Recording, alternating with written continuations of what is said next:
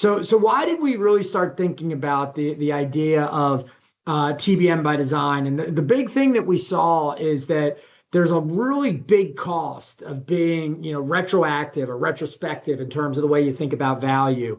It causes a load of problems, everything from cost transparency. We get misalignment of tech spend and business outcomes. We're not great in the way that we budget and forecast. We're not able to charge our business units or at least show them what they would have been charged correctly. And really what this all of these end up doing is it costs trust.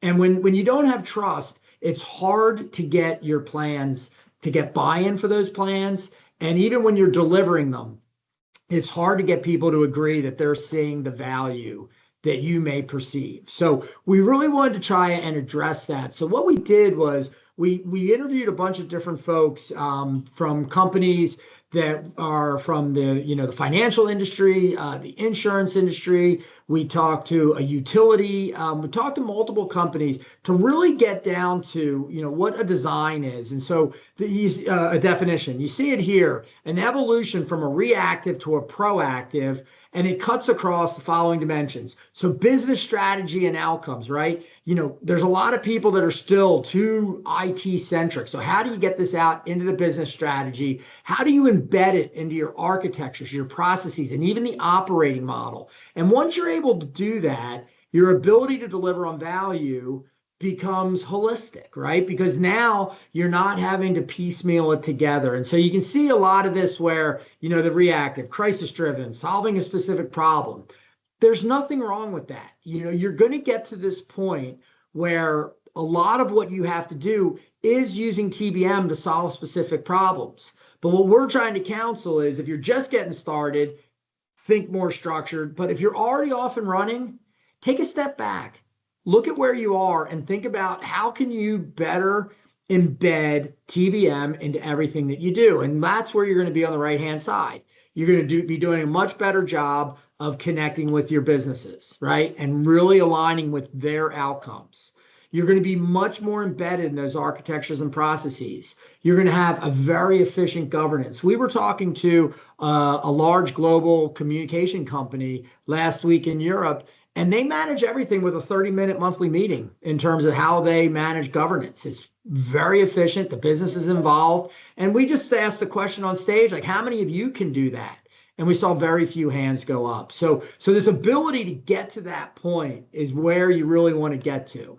Now, I mentioned the point, when you get to that inflection point between moving from the reactive to the proactive, okay? And so, as I said before, you don't just start always with TBM by design. So you're really looking for what this would look like. And as we talked to people, there were several different inflection points that they really hit upon. The first one is reigniting a stagnant process. One company in particular, an insurance company, has a really compelling story. Their TBM initiative had kind of grown stagnant. They brought in a new leader, and actually the new leader took the initiative upon herself. She asked for the opportunity to get TBM moving in the right direction, and she stepped in, and it's now a fundamental part of everything that they do at this large insurance company, and they're getting great results out of it. Transitioning to a product operating model. I've got an example here I'll point to in just a little bit, but product is a very important way of how companies are going to market these days, but it's also a very important way that tech organizations are starting to align with their business. And the key here is, these product organizations have to be able to maintain their own P&Ls. And so to do that, they have to have a great reckoning of what the cost is of their technology so they can start to make this shift. And so you need to have great interaction between the business and tech, and you have to be making the right investments. You have to have great decisions on where to go next. And this is something that creates that inflection point. Enterprise-wide transformations go without saying. A lot of us are still going through these. We're not calling them always digital right now. Some of them are going to get down there a little bit where we're going through some of these AI-led transformations. But the fact of the matter is, in a lot of the world in technology, we're going to be transformed in one way or another. And that creates some of these inflection points. The two other ones I'll point to, M&A and ESG and sustainability.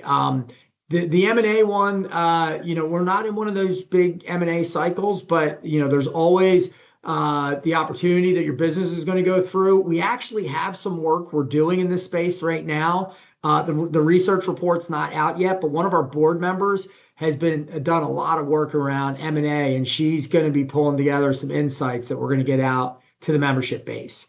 And then that last one, ESG and sustainability. It's very much dependent on the region you're in. If you're in EMEA, it's just going to have a much stronger bent. But even in the US and Asia Pac, there are still large numbers of companies that hold a lot of these principles to deliver for ESG and sustainability. And so that ability to think about, hey, if I need to be able to deliver on these points, I'm going to need a new approach. And that's that inflection point that brings around TBM by design. Now, where we were about a year ago was we were sitting on Framework 1.0, and we were sitting on Taxonomy 4.1. Both very good, very valuable, but the world's changing, right? And so a piece of work that we just did to point to some of this change, and you can find this in the Resource Center, we went and looked at all the top use cases. And again, we talked to a load of different members, and we build out where people are most using TBM. And the way that this page is structured, along the bottom are the maturity stages, ramping when you're just ramping, getting started, right? Then you accelerate, and then ultimately you want to innovate with TBM. And then going up are the taxonomy layers. The deeper, the further you go along, the deeper you go into the taxonomy. So obviously people want to start on the left and move to the right. These ones in the ramping, these are a lot of times those reactive ones that I may go do. I need cost transparency. I need a better budget. I need to develop forecast. But when we get to TBM by design, you start to build a much more rigorous embedded approach that enables you to get deeper into the cost pools, get deeper into your organization, and deliver better results. And that's what you start to see about unit economics, getting to your TCO, show back, charge back, everything to do with hybrid cloud, and then ultimately out with AI, risk, cyber, sustainability. So we try to counsel folks, again, you might start at a certain point, but you really need to think about how you're going to move through this. And as you move through it, how that creates value. In our State of TBM survey last year, when we did this work, we found that the companies that are most embedded with their business outperform those that aren't. We also found that the people that have dedicated roles are also outperforming those that don't. So the ability here for TBM by design, you create those links to the business. You have great approaches to the foundations. I'm going to come to those in a minute. And that's what's going to drive the value as you move up into these more complex use cases. Now, we're calling these TBM use cases. So let me go now to really what's the foundation or the cornerstone of what we call TBM by design. And this is what we have. This is out now. It's Framework 2.0. This is the thing that I think everybody should aspire to build in their organization. This is how this is how you build a successful and sustainable TBM discipline. Okay. We use the word discipline because a discipline is a collection of practices, essentially. So we recognize that you may be working with loads of different practices, but you bring those through, build your TBM discipline to deliver success. So TBM by design starts at that bottom foundational layer.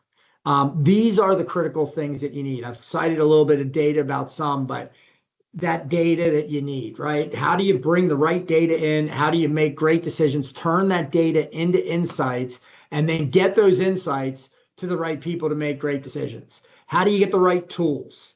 How do you build the methods, processes, governance that you need? How do you get the roles so that people own TBM and they're willing to work with the business and they're willing to work with finance to drive change? And ultimately that change is how do you get people used to different ways of working? It then goes up into the model. In the model layer, this is where we're bringing in a lot of those practices. You might have an ITFM practice. You may have a FinOps. You may have a NIST practice.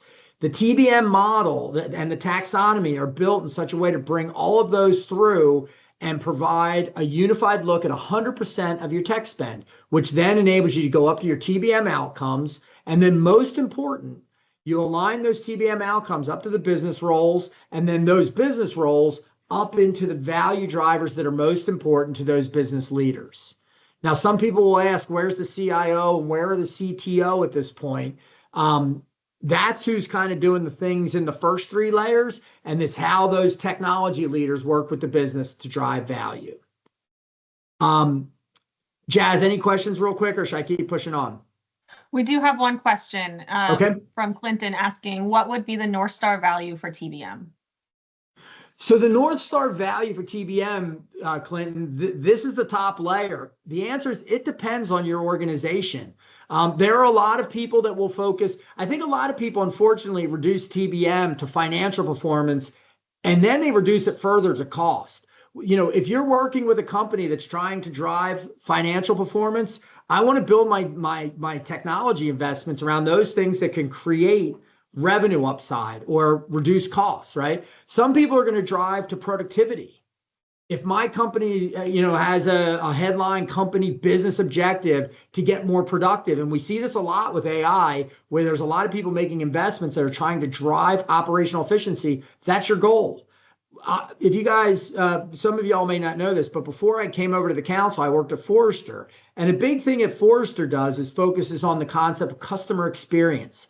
And the reason that's important, there's data that Forrester has that says if you deliver a great customer experience, what do you get? You get improved financial performance. So there, depending on what the people you're working with, you've got to set that North Star based on what the company is trying to achieve. If it's misaligned, you might be trying to deliver a great cost profile, but they want revenue gains, or you might be trying to deliver reduced risk.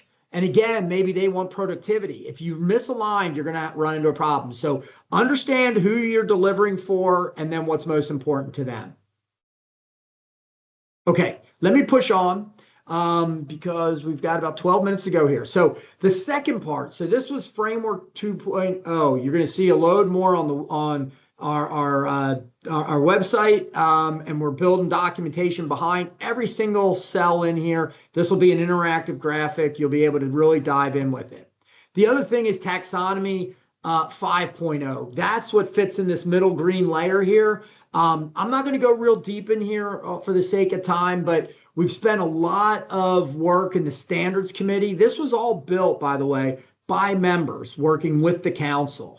And we had board members in there too. But when I talk about members, we've got loads of different people out there that meet on a periodic basis to really push this community forward. And so as they did this, what we tried to do is we tried to reflect the changing world. There's a lot of the same goodness that we had in 4.1, but you'll see that we've started to add much more around cloud and software and the cost pools. And around SaaS, so we can start to handle more of that growing spend that we're seeing out in those arenas. The other thing that we've tried to do is you go up to the technology solutions. We've tried to bring in artificial intelligence, right, as one of those solutions you're building. And behind that, we've built in, whether it's generative AI, predictive AI, agentic AI, that ability to aggregate so you can really start to get to the TCO of AI. And that is one of the big challenges that we're facing in the world right now. So the taxonomy is out there. Behind this taxonomy, we've issued a report. I want to say it's some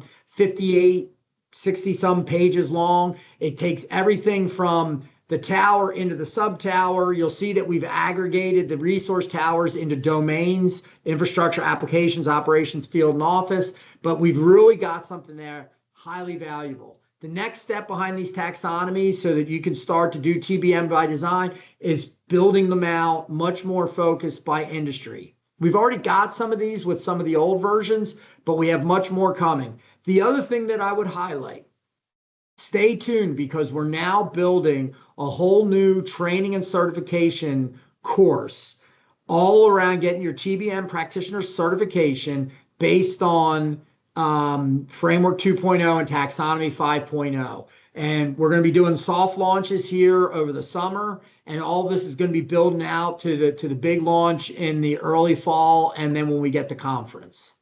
Now, behind this, a lot of people might say, yeah, well, what does good look like? And I'm going to give you a couple of examples. And so this is in all of these, if you grab those QR codes, it'll take you right to the report on the site.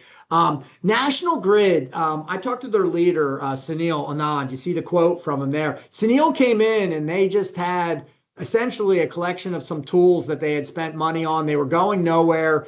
This is one of those stagnation approaches, kind of called a timeout. And they went to dive in and they got the company to buy into working with the business and really thinking about how they could use TBM to change the way that they deliver technology. You can see some of the things here up in the results. Saved 47 million in the first year, launched 130 different cost optimization initiatives. They did a bunch of TCO work, and ultimately the business value that you see enabled them to just drive significant value. And I worked for National Grid years ago before they did TBM, and I can tell you, it's really important for them, being a regulated company, to be able to ensure to the regulators and ultimately to their customers that you can create value. And this is when you talk to Sunil, you get this story coming through, and it's a huge success. And it didn't just stop. The report that you're going to see here was from a couple years ago, but we just had him on stage in Amsterdam, and a lot of what he talks about and where he's now taking them is all built on this great foundation that I showed you in the framework, and then all the change management up into the business.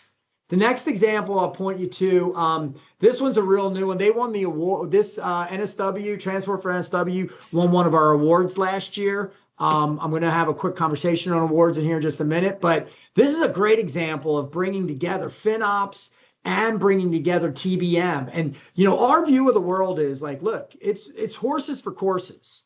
We know TBM doesn't do everything. We know that if you're going to be in the cloud, you need to have FinOps. But we also know that cloud for the average company is only 17% of their spend, and really only about 5% of that spend is in the more difficult IaaS and PaaS world. A lot of it, the 12% of it is the SaaS spend.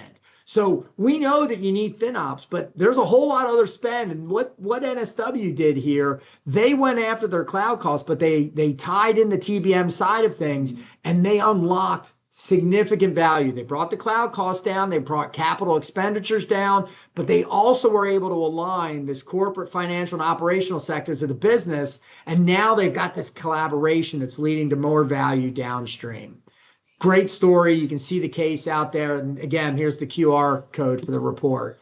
And the last one I'll just hit on briefly, Lowe's. This is that product model that I talked about. Lowe's has gone in, built very strong links between their business and their IT organization using a product model. It's driven down the number of applications. It's reduced cloud costs. It's a wonderful example. And these are the things you want to aspire to. So my suggestion is, read these reports. If you have questions or you want to talk to the people, drop me a note. You can hit me through LinkedIn, or if you have my email, feel free to use that. But get in touch with us, and we can get you in touch with these leaders. And we have a host of other leaders as well that we can get you to that are really thinking about how they embed TBM in everything that you do.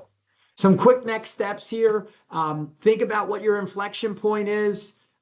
Build your practices across the board, right? Really dive into those foundations, change, leadership, the tools, right? Engage those architects and process leaders across the company, not just in tech. Think across the company. The more that you can embed value into all those streams, the better. And then make it a business discipline. This isn't an IT thing. It's got to be a business thing.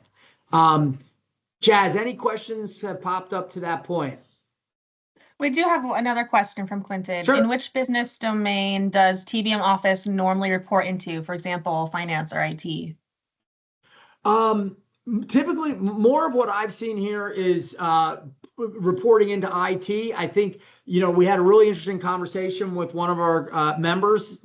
They have gone back and forth between, they started in IT, they moved over to finance, now they've gone back. I think the important thing is, if you're going to have it reporting into IT, you need to make that strong connection over to the CFO's shop.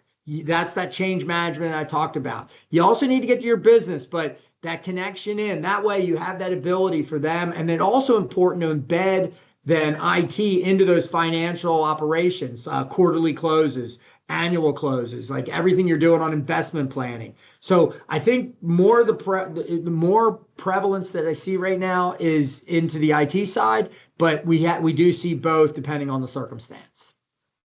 Okay, a few things just to close. To learn more about these things, we have a host of events coming up. We just did the board directionals, went very well. I mentioned to Mia, we've got Dallas. If you're in Dallas, we're going to have a roundtable and a meetup. You can find all this on the website. Atlanta, we're going to be in August.